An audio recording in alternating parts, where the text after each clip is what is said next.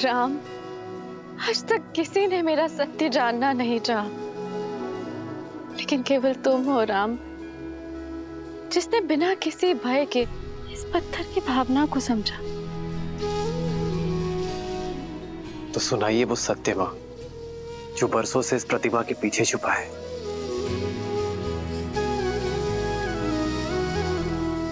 मैं अहल्या, स्वयं ब्रह्मदेव ने मेरा निर्माण किया।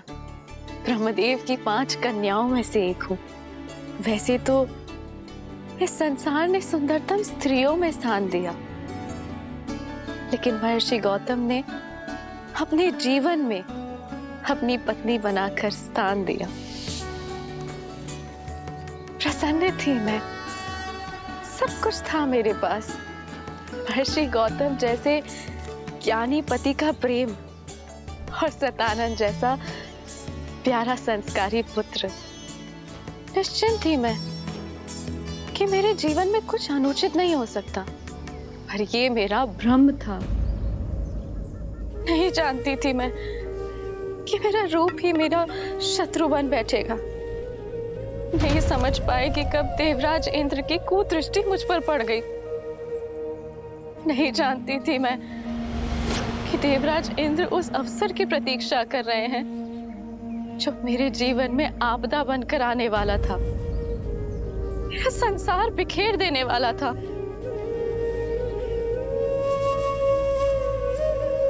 अग्नि मेरे पुरोहित यज्ञस्य देवनृत्य। अहिल्या, जी जी महाराज। मैं संध्या स्नान के लिए जा रहा हूँ। जी, आपके लौट के आने तक संध्या पूजन की सारी सामग्री सज रहेगी। और शिष्यों,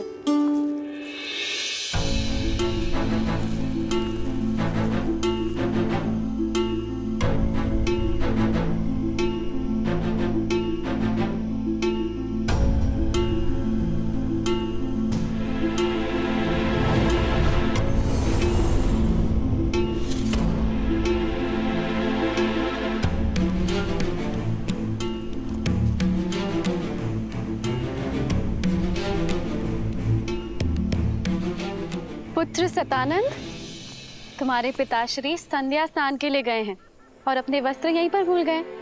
तो जाओ और तुम्हें दे के आओ। जी माँ।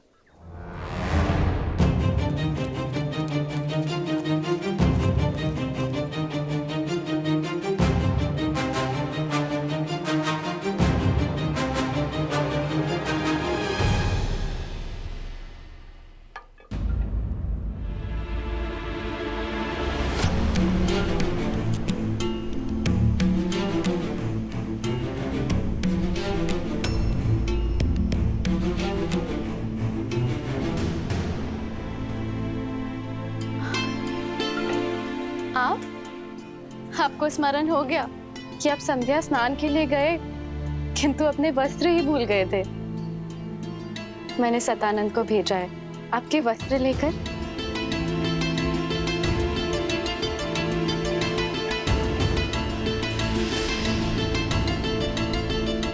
इसीलिए हम अपना वस्त्र छोड़कर गए थे कि तुम सतानंद को बाहर भेजो और हम दोनों को एकांत में कुछ समय मिल सके। अहिल्या,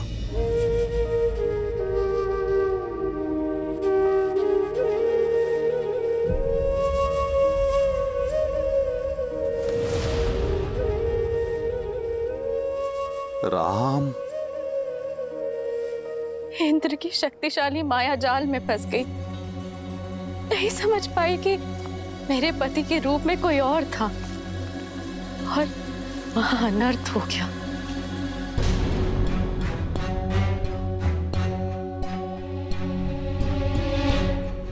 कौन हो तुम? मेरा वेश धारण करके मेरे आश्रम में क्या कर रहे हो तुम?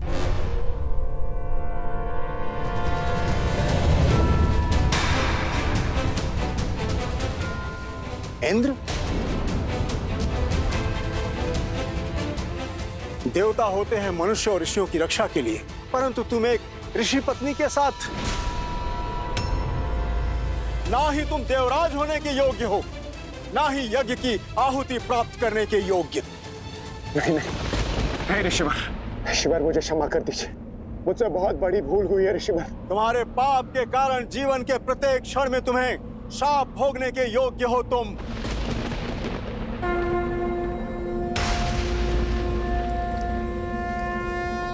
ऋषिवर, मैं गौतम अपने जीवन की संपूर्ण तप को साक्षी मानकर मैं तुम्हें श्राप देता हूं इंद्र। नहीं देव ऋषि, ऐसा अनर्थ मत कीजिए कि जिस रूप के मोह में तुमने ये पाप किया है तो तुम्हारा रूप तुमसे छिन जाएगा। तुमने इंद्रत्व का अपमान किया है भोगी, तुम आजन्म रोगी रहोगे। देव ऋषि, तुम्हारे संपूर्ण शरीर पर सहस्त्रों घाव हो जाएंगे। तुम अपना पुरुषत्व खो दोगे इंद्र। असुर तुमसे युद्ध में विजयी होंगे। तथास्तु।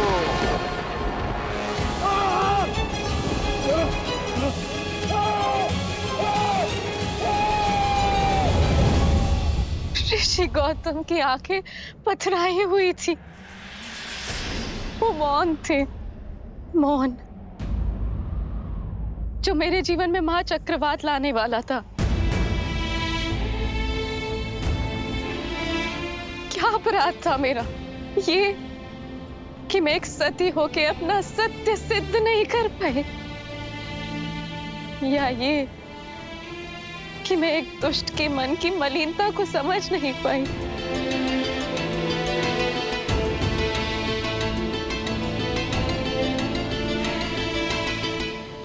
सच में तुम्हें ज्ञात नहीं था कि वो मैं नहीं हूं। आपको संदेह है मुझ पे? अगर अनुमान होता तो क्या मैं देवराज? जब वो मेरे समक्ष आए तो मुझे भ्रमित कर दिया।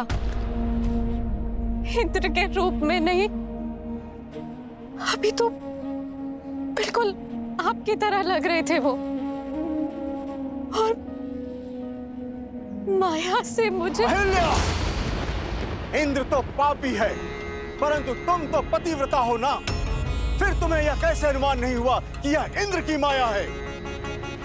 उसने तुम्हें स्पर्श किया और तुम्हें अंतर का अनुभव तक नहीं हुआ। मानने को मैं सच नहीं कि कोई स्त्री किसी के निकट रहने के पश्चात भी यह अनुभव न कर सके कि वो उसका पति नहीं है। सत्य बोलो अहिल्या, एक ऋषि पत्नी होने के पश्चात भी ऐसा तुच्छ व्यवहार। चरित्रहीन हो तुम।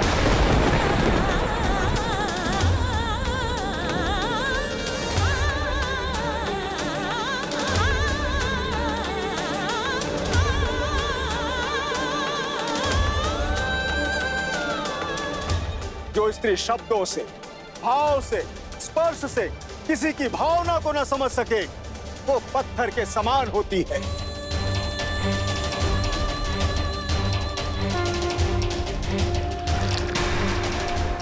मैं तुम्हें श्राप देता हूं कि इसी क्षण तुम पत्थर की प्रतिमा में बदल जाओ, सदा सदा के लिए। तथास्तु।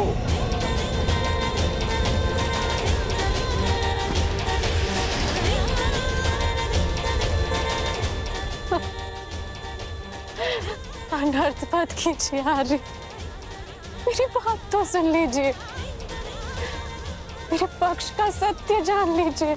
जो देखा उसके पश्चात भी अब क्या कुछ शेष है सुनने के लिए? नहीं अहिल्या, तुम क्षमा के योग्य नहीं हो। मेरा श्राप अवश्य पूर्ण होगा। तुम्हें यह पीड़ा अकेले ही भोगनी पड़ेगी,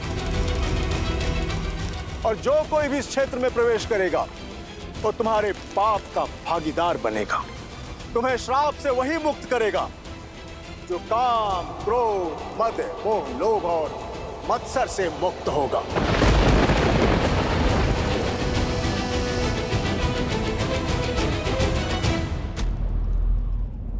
माता,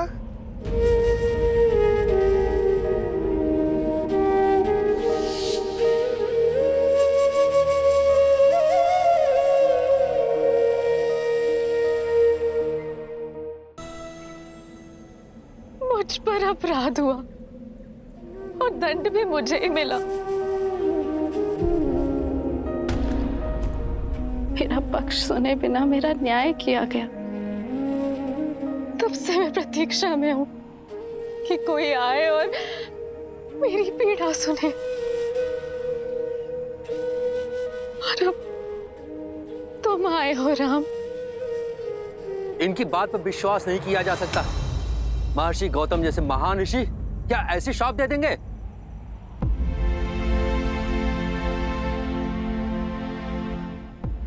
यदि एक पति अपनी पत्नी के आंसुओं में छुपा सत्य ना देख सके तो क्या वो पाप नहीं? एक संबंध में सबसे बड़ा पाप होता है उस संबंध में सम्मान खो देना। यदि गौतम ऋषि सम्मान ना खोते, माता अहिल्या के साथ साथ पति पत्नी के संबंध को शाप ना देते, अपराधी को उसके अपराध का दंड अवश्य मिलना चाहिए, पीड़ित को नहीं।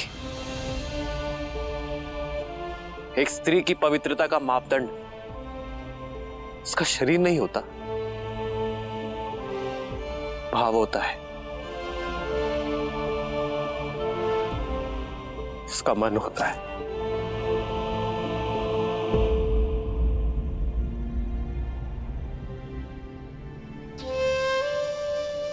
मैं लज्जित हूं मां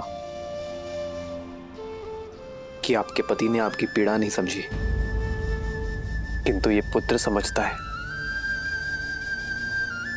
आप निष्पाप है मां, आपको दिया गया शाप अनुचित था।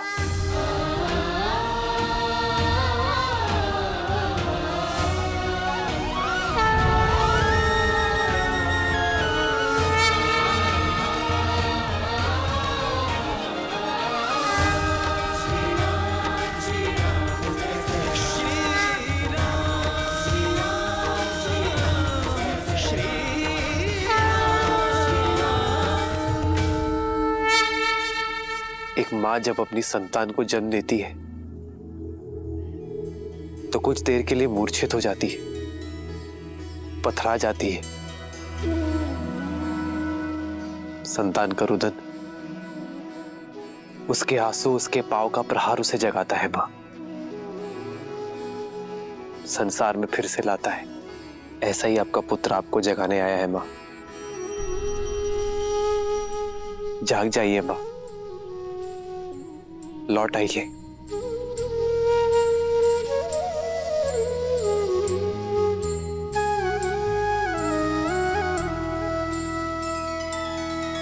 नैना करुणा पग में ममता, पाषाण में ला दे प्राण, निष्पाप ना कभी दंड भोगे, राम का है ये विधान। श्री राम श्री राम श्री राम श्री राम श्री राम श्री राम श्री राम श्री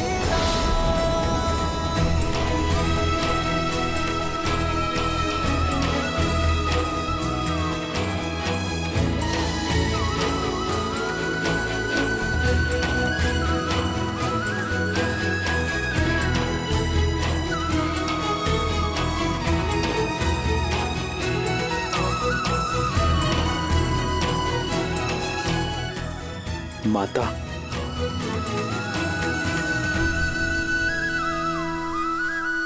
आदर्श और मर्यादा की है ये कथा महापावनम, काट मद श्री से मिला दे श्रीमद् रामायणम, श्रीमद् रामायणम, श्रीमद् रामायणम। सिया राम सिया राम सिया राम सिया राम सिया राम सिया राम।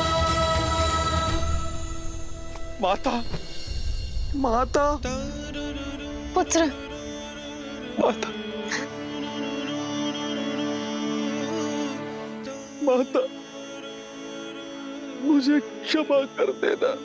मैं वो अभागा पुत्र हूँ जो मेरी माता की पीड़ा समझ नहीं पाया। मेरा समस्त जीवन आत्मग्लानि में व्यतीत हो गया माता। मुझे क्षमा कर देना माता, मुझे क्षमा कर देना। नहीं पुत्र, मैं तुमसे रुष्ट नहीं हूँ पुत्र सतानंद। व्यक्ति की समझ तो आयु से परिपक्व होती है।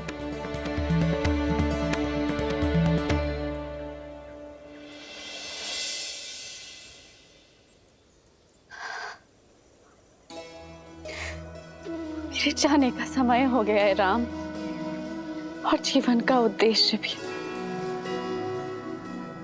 जो कदाचित तुम्हारी यात्रा में आकर संसार को संबंधों की सीख देना था।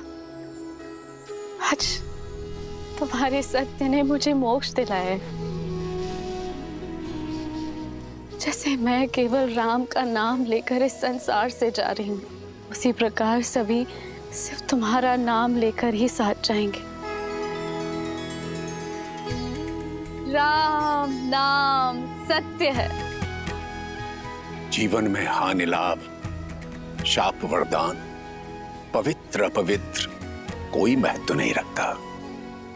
महत्व है तो मात्र एक सत्य का।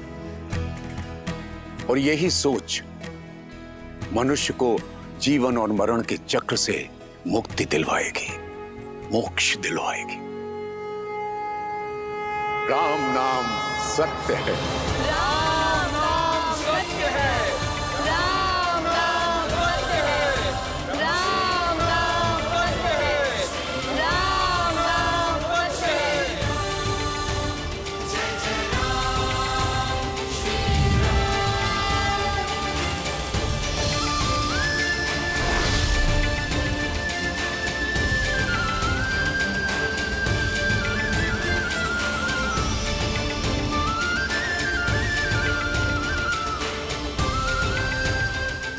अद्भुत। राम नाम सत्य है।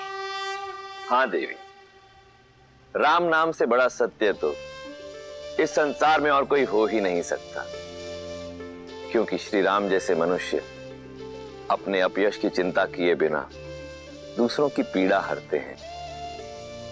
अपने विषय में सोचे बिना दूसरों के विषय में सोचते हैं। अब ऐसे मनुष्यों के जीवन का मार्ग तो सत्य से ही परिपूर्ण होगा। वहीं दूसरी ओर रावण जैसे लोगों के लिए उनके व्यक्तिगत लाभ, उनके अभिमान, उनके यश से बढ़कर और कुछ नहीं होता। और यही कारण था कि रावण सीता के स्वयंवर में जाने के लिए सज्ज हुआ।